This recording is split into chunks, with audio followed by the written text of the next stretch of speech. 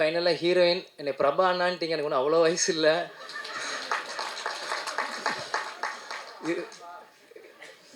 நீங்களும் இந்த படத்தில் நல்லா நடிச்சிருக்கீங்க. கேப்டன் நீங்கள் பார்க்க ஆஃபீஸ் வரும்போது உங்களை நான் சந்தித்தேன். உங்களுக்கு என்னோடய பெஸ்ட் விஷஸ். நீங்கள் பிரபா ப்ரோ இல்லை இந்த மாதிரி எல்லோரும் கூப்பிடுங்க. இன்னும்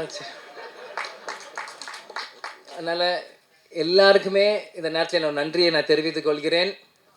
கடைசியாக கேப்டன் ஃபேன்ஸுக்கு ஒரு வரப்பிரசாதமாக இருக்கும்.